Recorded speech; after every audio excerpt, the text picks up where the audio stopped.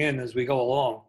Well, tonight's discussion is poetry, and we have two members of the right group, both of whom are poets. And we have a couple discussion items, so we can get started. First discussion item, I got to tell you that poetry is a mystery to me. I don't write it, and when I read it, I usually don't understand it. So I may be using some terms that don't sound right to you guys who are poets. But the first question I have is, how do you get an idea for a poem? You know, where do the ideas come from? I know where ideas come from stories, but poems could be very much different. Well, I guess if I were to start, I would say that poetry is more sort of visceral and emotional for me than when I start a story. I often starts with an image or a picture in my mind or a sound, less often with a story. When I write prose, fiction or nonfiction, I tend to start with something resembling a story and work out from that. But with poetry, that doesn't work. The other thing I might say in that context is what sent me in the direction of poetry actually was writing memoir and other nonfiction. I was writing about things that were intensely personal, but I wasn't getting to the feeling of it, to the core. And one day I thought, well, maybe I should approach this as a poem and see what happens. And it opened up all kinds of things. So that's the sort of deep feelings are the way that poetry most often starts for me. Very rarely story for me. Yeah. Or words. Yeah. It generally comes from a piece of music or a picture or an image. Mm-hmm. That's where the foundation of almost all the poems that I like that I've written have been based around some music or some visual. So it starts with me musically and visually. And then my exercise and my job is, can I turn that picture into word pictures, or can I take that bass line or that melody and turn it into like a spoken melody almost? Not that I write things to be said. Well, I do if I'm writing plays or musicals, but if it's a poem, I don't write it to be heard. I definitely don't do that. Well, probably as I've gotten older and been doing it longer, maybe, but I don't think I sit down to write it so that it can be said. Well, I'm with Reggie on that one. Poetry forms out of, like you said, out of an image or a song or something, and after it's mostly written and formed, I'll read it aloud and start to hear it as a song. Then I begin to think of it as a spoken performance, but it doesn't start that way, no. Yeah, it definitely does not start that way. And I think I want to make my poems sing if someone else read them. So as they're reading it, it would sing to them. Not that they could hear it, but not from my vocal or anything. The words would be constructed in such a way, the rhythm, the scansion, the alliteration, all the musical aspects of writing poetry, the assonance, the consonants, the rhyme, the rhythm. It would almost be like musical notations. So I envision people who would read it on the page as musicians who are kind of like reading musical notations as if they were in an orchestra or they were just reading sheet music almost. That's interesting. Like that's very much different than what I do. I write fantasy novels, and they don't start with a song or an image or something. They start entirely different way. But that's very interesting on how it starts with with a poem. Very much different than a novel. Oh yeah, it's definitely different. If I write a short story, it's so much different. It is so much different. It's a whole different set of rules, first of all. Yeah. Like I'm thinking rules and craft, writing a song lyric or writing a short story or an essay or a review for a newspaper or whatever, or a critique.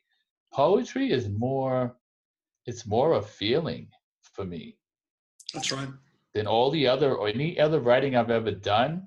There's more craft involved in it from the outset. Like if Yeah. I'm going to sit down to write, and I've never written a novel, but I would imagine if I'm going to sit down to write a novel, I've already got ideas about how this thing is supposed to start. You almost have rules about it. There are not really that many rules in poetry that you need to know from the start. You don't need to know anything if you're going to write a poem. I believe that. You just have to feel. If you start novel, fiction, short, whatever, prose, you got to have some craft to begin with. Or well, if you did it for the first time, you don't necessarily have to have the craft. But as you start to do it, you realize like, there's got to be rules that I need to know. There has to be something I need to know that's going to help me expedite this story I want to tell.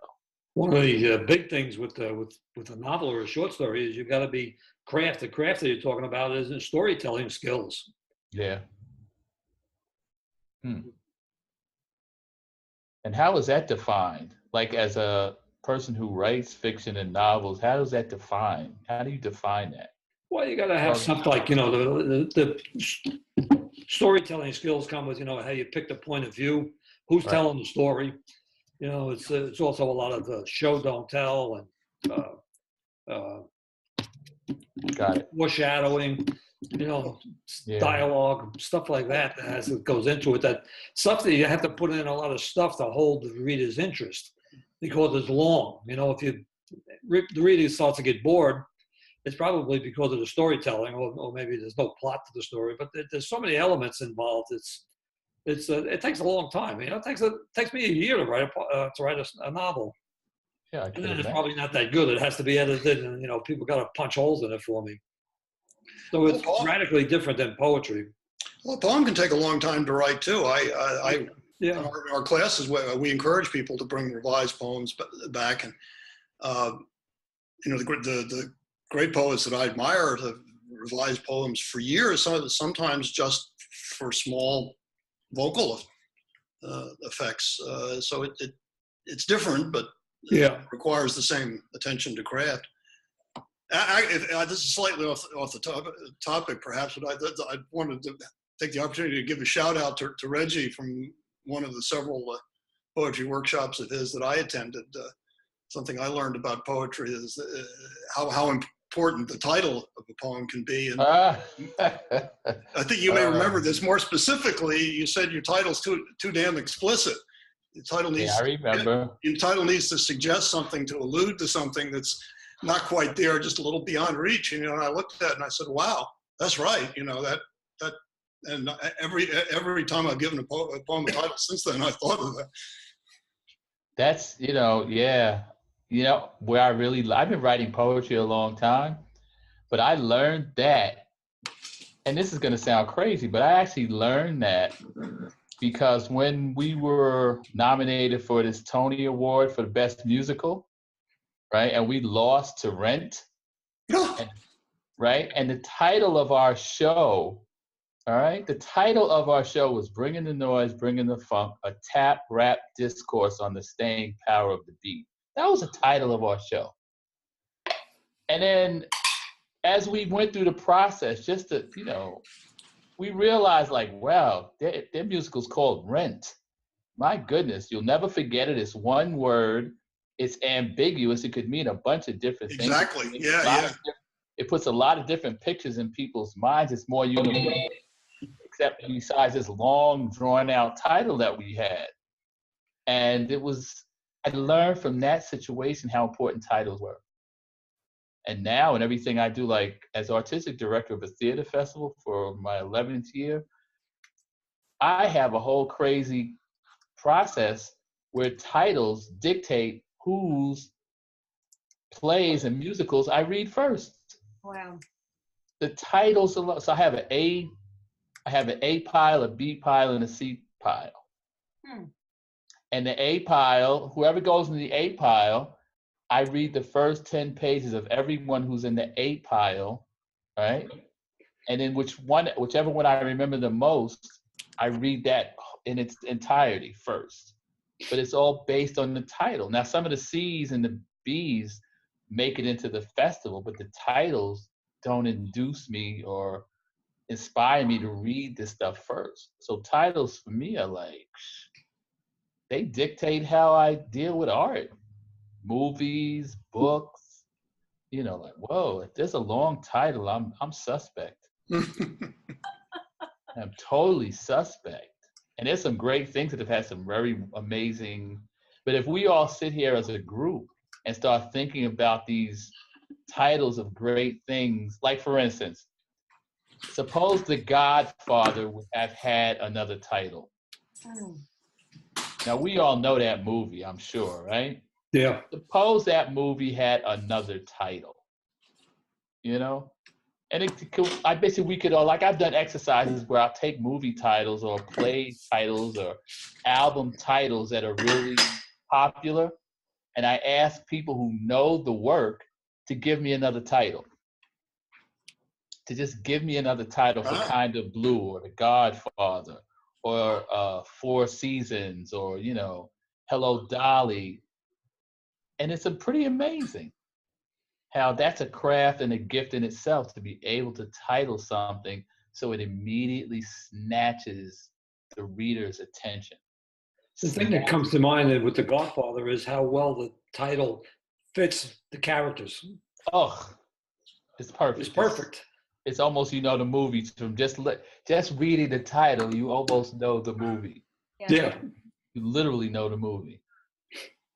And I go back to that because when it said Godfather 2, that felt kind of cheap to me. And even though I thought it was better than the first one, but I like Godfather 2, like, and I'm sitting there like they couldn't have come up with a better title. But at the end of the day, that was the best title, right?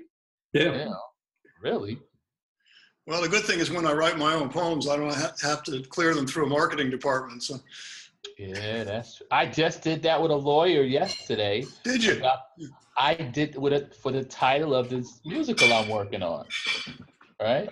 I'm working on a musical called The 88, which is the camp bus that goes from East Orange and other parts of Essex County into Manhattan. And we had to find out if anyone else had that title. Would the camp have a problem if we used the title, The 88? And the lawyer went through it. Yeah, and yesterday he kind of said it looks good. It's not totally finished. The search is not finished, but he says it looks good. You may be able to use, this may be the title of your musical. And the opening number is called The 88. And it's a really beautiful opening number and blah, blah, blah, blah. But the whole musical will have to be cut and pasted and turned around if we can't use that title. We'll have to go back to the drawing board. All right, well, let me. Got another topic for us there? I'm sorry? You got another topic? Yeah, I'll show my ignorance here about poetry. It said if you're constructing a poem, what kind of, are there poetic elements that you have to be considered when you're constructing or composing a poem? Well, I think that for me, I think, well, you have to toss out beginning, middle, end, right? You kind of have to toss that aside. But for me, and this is just Reggie Gaines, for me, the first word is crucial to me. Just the first word, the first line. Say you're going to write a sonnet, and there's a certain craft attached to it. Say you're going to write a sonnet in iambic pentameter, 14 lines, and then we'll go A, B, A, B, A, B, all the way through. Those are structures and forms and craft that you need to know. But that first word of the first line of the first part of this sonnet is so crucial to me because I want that to be so full of imagery. All right. Just the first words is like, so words that have no pictures are not useful to me in the first word as the first word of a poem. So you're saying the first word has to have imagery associated with it. Oh, right away, because in other words, you would never read a poem that starts with and, the, that, with, it, pronoun, she. So if I read a poem and it says she wandered, I'm like, oh, this is no good for me. Right away, because the pronoun popped up, I'd be like, oh, I would immediately like, I don't want to read this.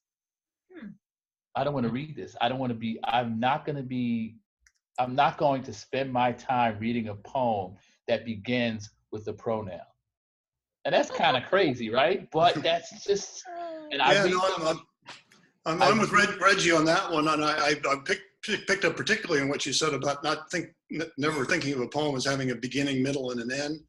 So Yeah. that comes up a lot in our workshops, and the thing that I most often point out to people, and I'm guilty of it too, is you tend to get near the end and you think, oh, the reader's not going to understand what this one is about. It's really about transcendence. So I gotta get at the end here and make a explicit conclusion so they get it. That's deadly. If they don't get what the poem means from reading all the way through it, you're not going to fix it by putting a neat little conclusion on the end.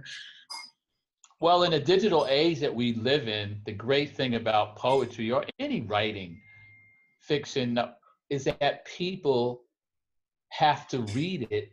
And because we know we're writing for the page, it allows us to use certain crafts and techniques because we know it's not going to be an oral or an audio book, or it is about someone sitting down reading it. And the minute you know that's the process, people can revisit it over and over. They can read a line, 2 lines, 3 lines, read it. They're like, wait a minute, let me go back. And so how many of us write that way? I always suggest write in such a way that the reader they have the possibilities or the okay to go back to the start. I think a great poem is never read from top to bottom in one take. I think seasoned people, not even seasoned poetry readers, but I think that a great poem is not even going to be meant to be read from the first line to the last line straight through. Because the poems that I love, I've been boom, boom, boom, boom, like, whoa, let me go back. But what did I just miss? Or that's why I think the poem is great. Oh, I've already missed something. I'm only on the 3rd line of the 1st verse. I already missed something. Let me rewind.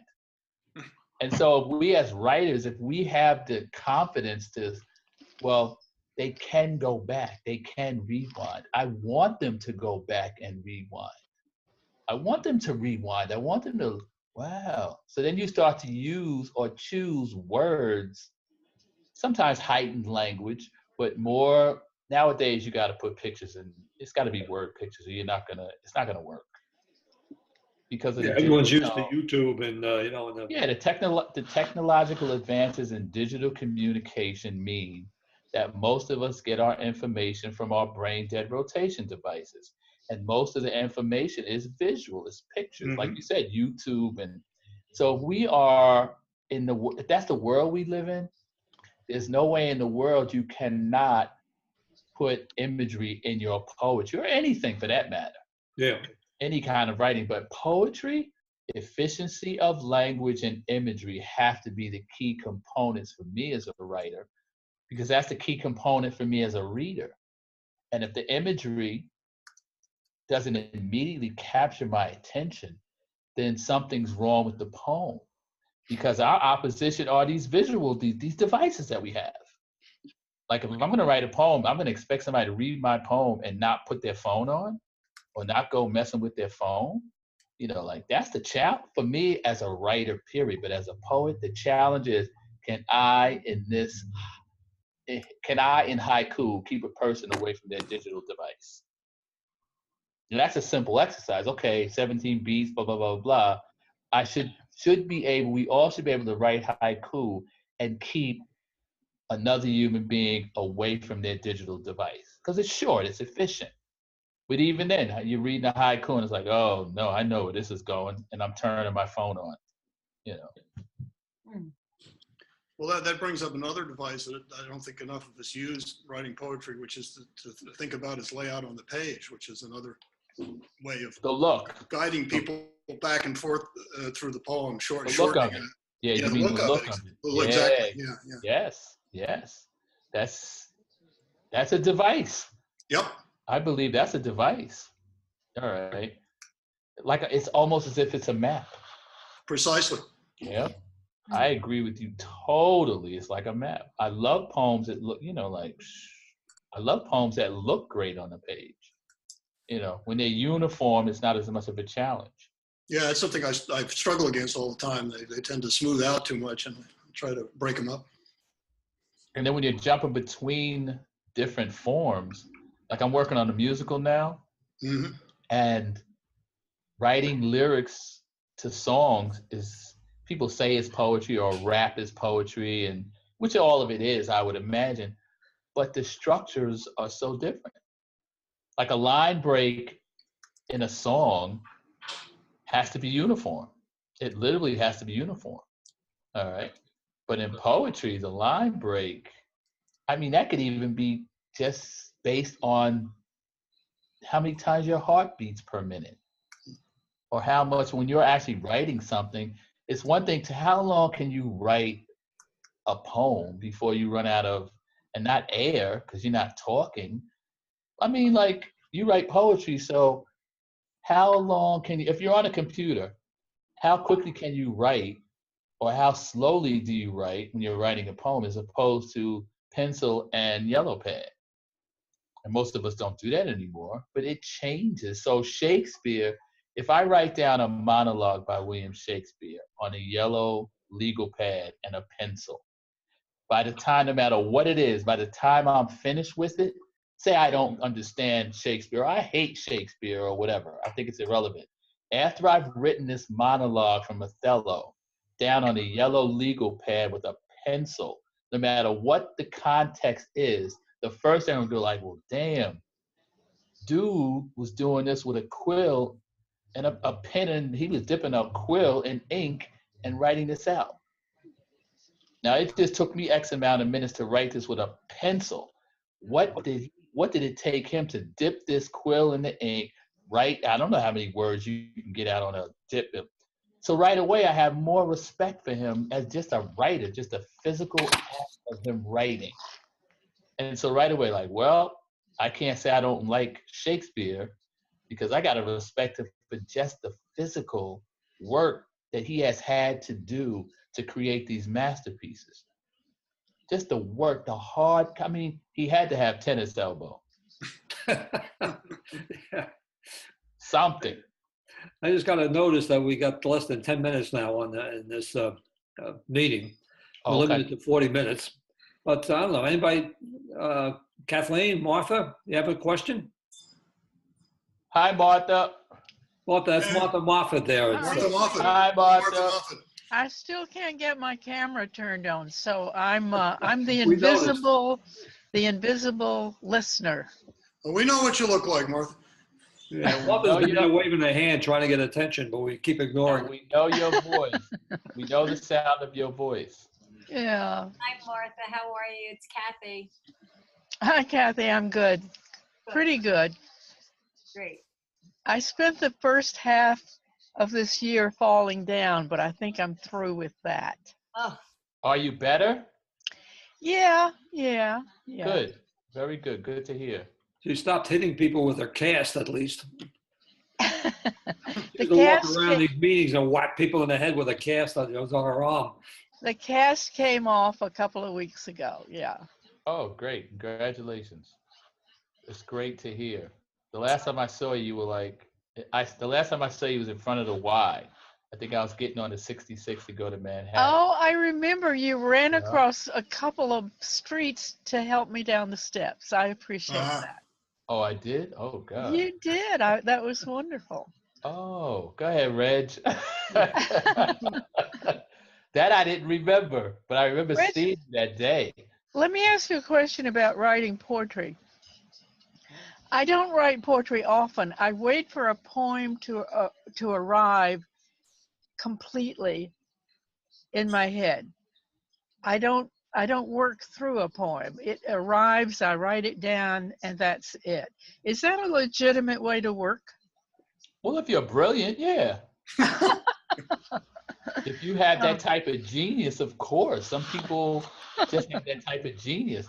But for those of us who don't have that type of genius, you have to be writing constantly so that when it does come, that you're ready, because you're using words are your tools.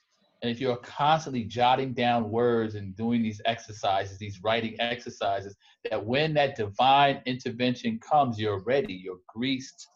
Like I have a poem that says, you don't jump in a car, go 60 miles an hour from the beginning of it. You don't jet 60 miles an hour the minute you turn the car on. You have to warm it up, let it breathe. And so if you're constantly writing and putting things down, when it does come, and it will come, you're ready. Again, because words are the tools that we use to express ourselves. And the more access you have, not only knowing words, it's great to read the thesaurus and the dictionary. So knowing words is one thing, but your ability to place this one behind this one, or let this one modify that one, that comes from just writing free form, freestyle, consciousness, whatever people call it. But by doing that, okay, this modifies that, or that adjective fits here, or wow, can I use, I'll hear, like we know we can't normally use two nouns in a row. All right, yes, no. Yeah. Like if an exercise was, okay, I want you to write a line that has five nouns in a row and make it make sense to me.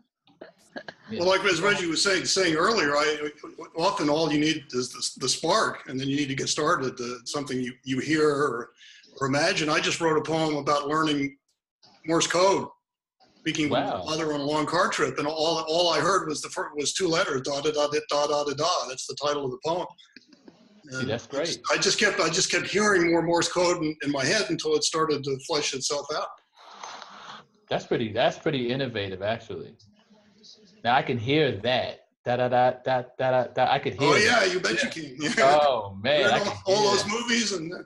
Yeah, I can hear it. And the more you know about Morse code, you can start tapping out things or snapping your finger in performance and like. Oh yeah. It's rhythmic. Yeah, every telegrapher had their own signature, the way that they that's quite. Start off with That's quite Beethoven's Fifth Symphony. Da da da da.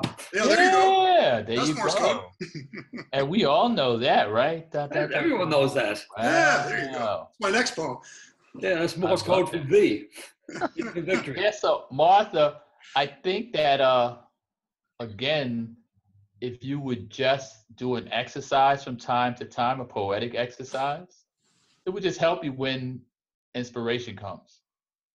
I see what you're saying, and maybe the wait in between poems would not be so long. Oh no, of course not, because you'd be like if you just wrote a verse in iambic or a haiku or just something that's structured, or a sestina, or whatever forms or structures that you feel comfortable with. I'm gonna write, like, how easy would it be to write a couplet? Just like I'm gonna write a couplet today, and I'm gonna do whatever beat you want, or whatever the stress of the line is, or whatever, how many syllables you want in it, but just a couplet. And say, I'm gonna rhyme a couplet today. I'm gonna write a rhyming couplet today. And you do that in the morning. How long could that take? Say you're gonna do iambic. All right. So you're talking 20 beats, and 20 beats can turn into 8 words, but if you just did that, when the poem comes, like, whoa, well, this can't be an iambic. I want it to be something else, reverse or blah, blah, blah. But just a little exercise. That is poetry, Okay. I like doing this. This is pretty interesting. I've never. Kathleen, how about you? You got any questions? Well, I really don't know Reggie's work. I mean, I remember Bringing to Noise and Bringing to Funk, but I'm really curious about, of course, when I write, I find the musical element of poetry to be very strong, because essentially poetry is rhythmic.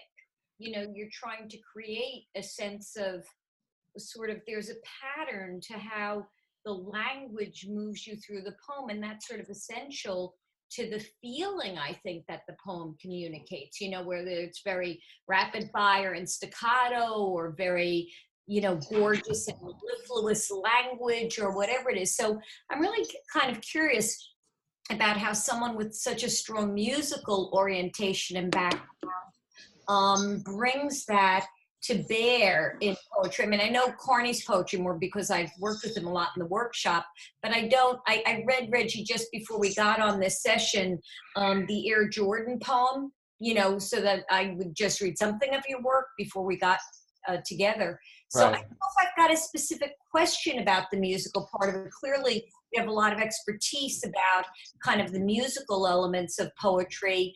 I guess I'm just, how much of what you write is poetry versus, you know, musical lyrics, let's say? It's, Or, it's We're all about to- poetry until I decide it's going to be something else.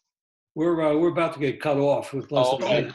oh, sorry. So, that's really this was cool. great. I really enjoyed this. It's a terrific start. Yes. Oh yeah, this is really wonderful. I I'll appreciate send you it. links. You know, when we get this thing finished, I got to do some minor editing, and then I'll send you links to, you can take a look at it. Great. Thank you. And I'm sorry I asked such a long question. Oh Thanks, no, it's everybody. good. It's a good question. Thank you. All right. Okay. Thank you all. Talk to you Okay. all soon. Bye. Thanks, Hank. Bye now. Bye-bye. Good night, everybody. Bye-bye.